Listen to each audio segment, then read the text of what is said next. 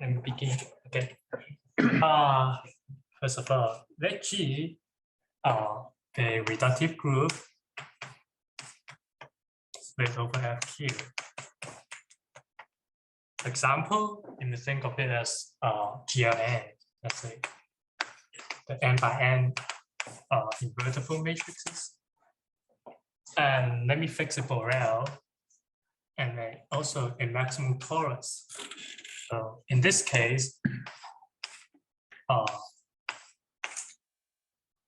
this is just the set of all upper triangular matrices, and the torus could be chosen as a diagonal matrices.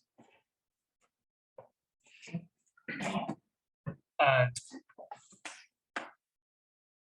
we are interested in studying the representation of GFQ, which is a finite group of Li type, and the representation is over C.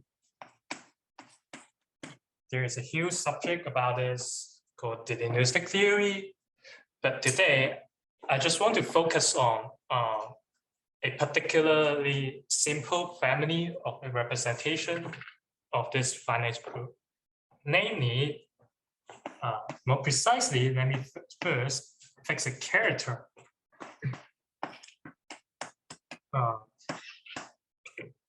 of the maximal torus, the character of the maximal torus.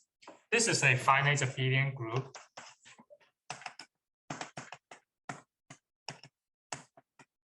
And since I assume it is split, so basically it means, yeah, T is roughly. Write a little bigger, please. Oh, sure.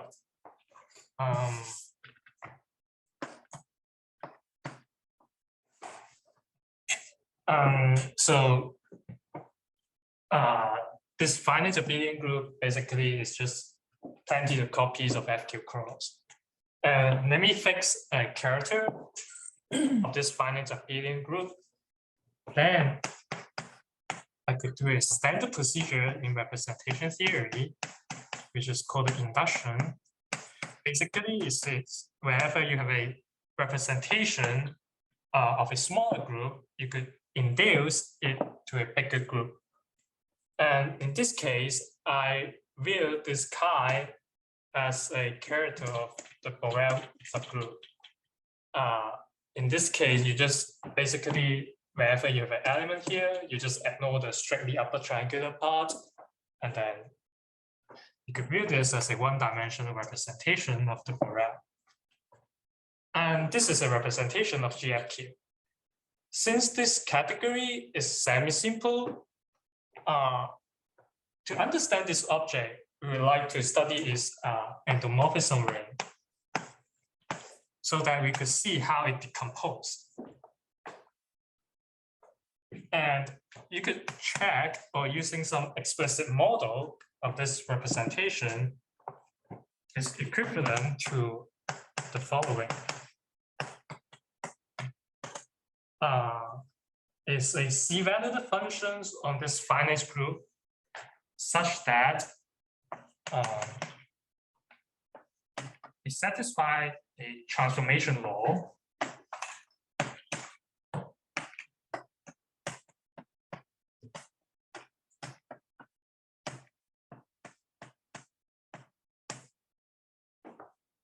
so wherever you left or right multiply a Borel, an element in Borel group, it changes accordingly, according to this character. And well, the left-hand side is an algebra because it's an endomorphism ring. So you may ask, what is the multiplication map in this function sense? And the answer is the convolution product.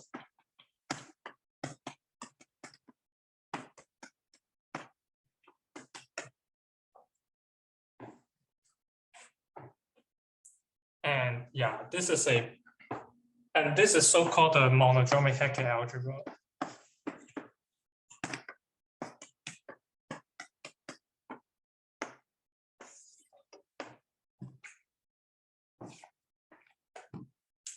So studying this monodromic Hecke algebra will help us to study this representation. And on the other hand, whenever I have a split reductive group G and chi a character, I could associate with the endoscopic group, which I denoted as H. And the definition of H involves Lennon's dual, which I probably won't tell it here. But let me say some properties about this H.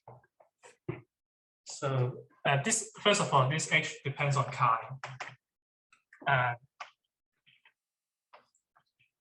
H in general is smaller than G. H is over what field? Yeah, I should say. H is also is a reductive group split over FQ. And is in general is smaller than G. But one point is very important is that H is not a subgroup of G. However, more precisely, it's like the dual, the Lennon's dual of H is a subgroup of G dual. And this particular relation will give us the next property is G and H share the same maximal tolerance, which I denote as T again. And these are a few properties of H. Let me give you some example. When G is GLN, in general, if chi is generic, that means it doesn't have, and it has the trivial stabilizer in the Wau group, then H is just the torus. And also when G is the symplectic group, and chi is the is a non-trivial character sheaf, is a non-trivial character which has order 2. You could show that in this case H is SO2n, and this illustrates this point. It's not a subgroup. You could check from the root datum.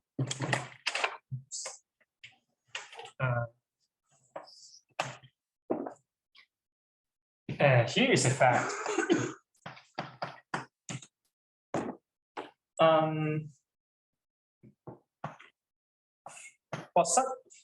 We first fixed G and chi. We could define a Hecke algebra of H using the trivial character, and it has an embedding. And this is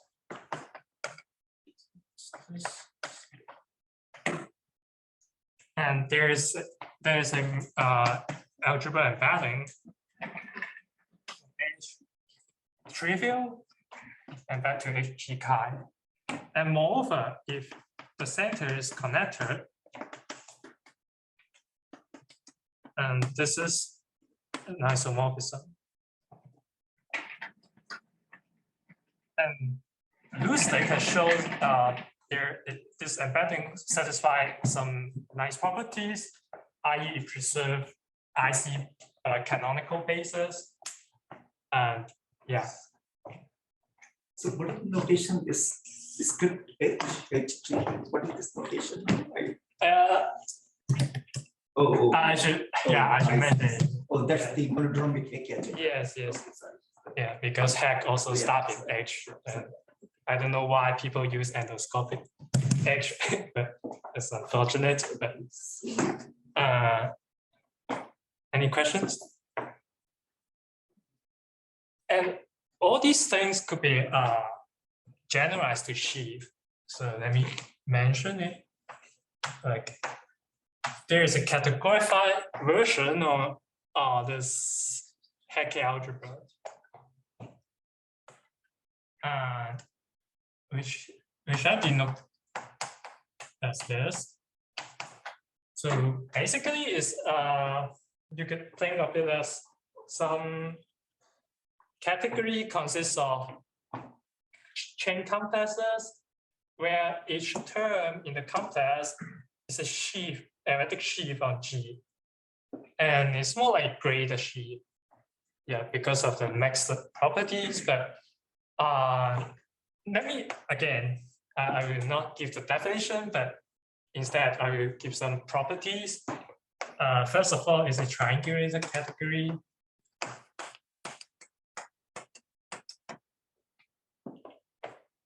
And also it has a natural perversity structure.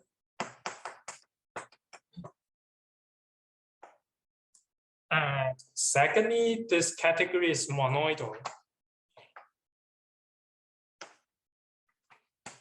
And the product, the tensor product is given by the convolution again, but now is the sheaf level. And thirdly, the Grothendieck group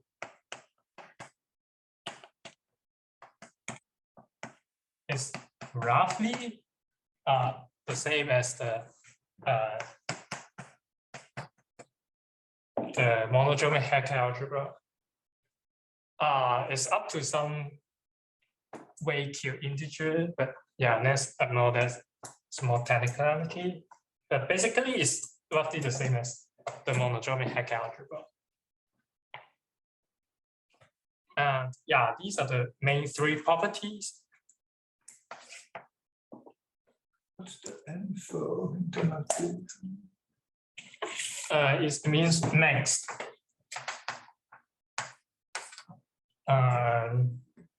Yeah, like mixed weight. Yeah, like spec FQ has some local system, and it's not just a point, it has some, yeah, because it's not algebraic closure. Yeah, and a theorem by Lustig and Yun says the following. Well, basically, to categorize the fact, which is there's an embedding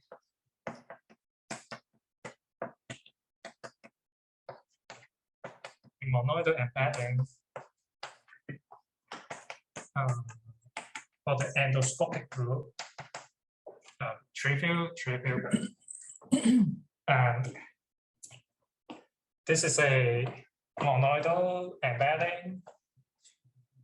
And they also describe the orthogonal complement part of this embedding that I will not tell here. But again, if the center is connected, then this is an isomorphism. If not, it could be, yeah, this could be strictly larger than the right-hand side. And yeah, in fact, you could see from this example why this is just an embedding and not an isomorphism. And okay, 5 more minutes. Okay. So in my thesis, I basically generalized. Let me call this like GP chi. This triple like associate a Hecke category, and my thesis I generalize it into the affine case. That is the loop group, and the affine analog is of Borel is something called Iwahori, and for chi I still fix this chi, and I could show something similar.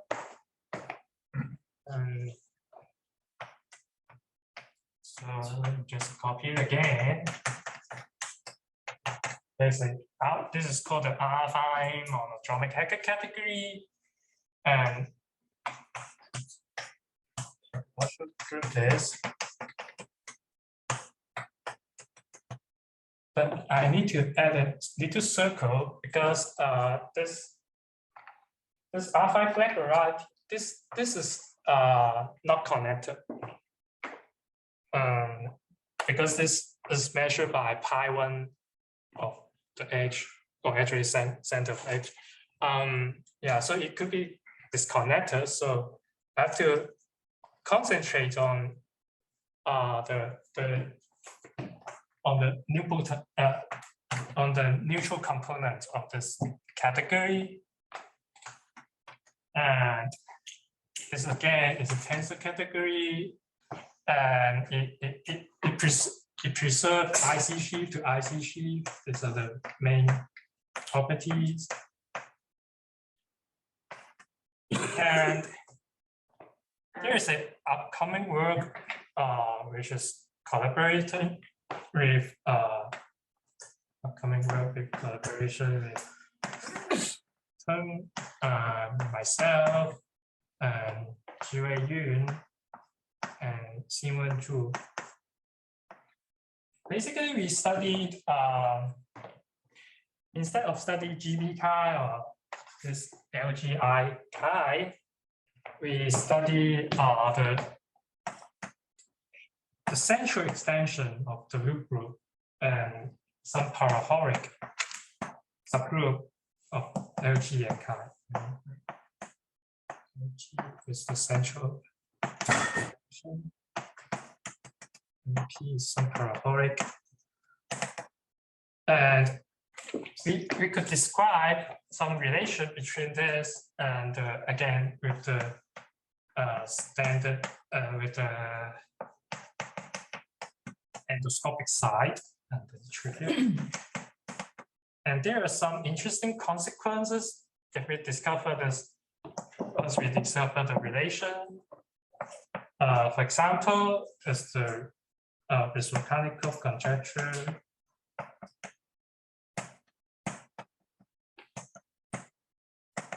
Which roughly says that the derived category is basically this corresponds to the coherent side of the G-check, like a wearing coherent sheaves on this with chi.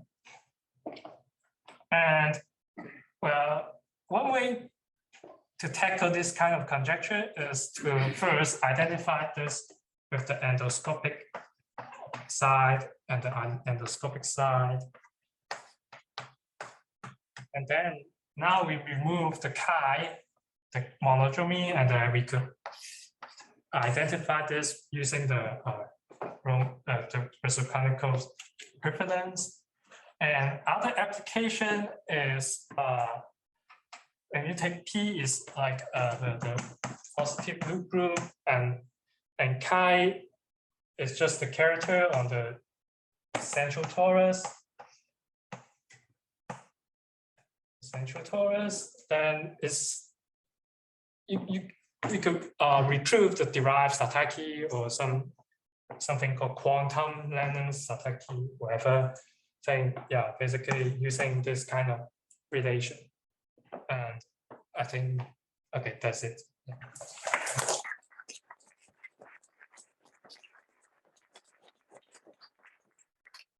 So here LG in characteristic 0 over complex numbers, or you are taking over finite field? Finite field. So LG also your finite. Yes, field. yes, yes. I see. And there's in the endoscopy only embedded there, right, in the derived category. Right? Yes. So how do you get that isomorphism from the below isomorphism? You mean this one? Or? Yes, that's right. That one. Actually, that requires more work, like to describe what's remaining, right? Like I haven't stated clearly here, but basically, is this category is like this category tensor something explicitly. Oh, I see. And then you could check it by some computation of free cocycles or yeah. So I think last year, this time I asked you a question, so let me repeat it. Maybe now there's, when Langlands introduced endoscopy, it was in connection with a trace formula. You don't use any trace formula anywhere of comparisons where the endoscopy notion comes through? No. Basically, the proof goes through something called sorted by module. It's like a combinatorial data which captures all the homomorphism between different IC sheath, and then you could realize, okay, the combinatorial data are the same, and then you match them directly, via the sorted by module. No trace formula here. In your NVT, is it essentially V of FQ double parenthesis T or a central extension by one VM? Yeah, maybe I should say G is almost simple, so that you don't need to choose for each simple factor. No. Yes.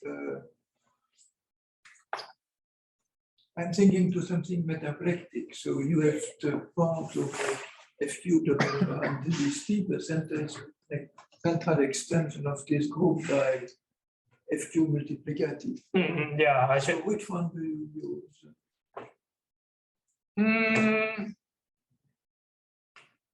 I just use the central. I guess for H, I could use the metapletic side, but for G, I still use just the naive central extension.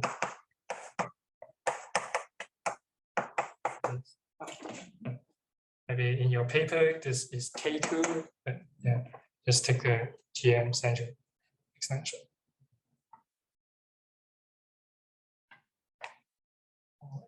Thank you again.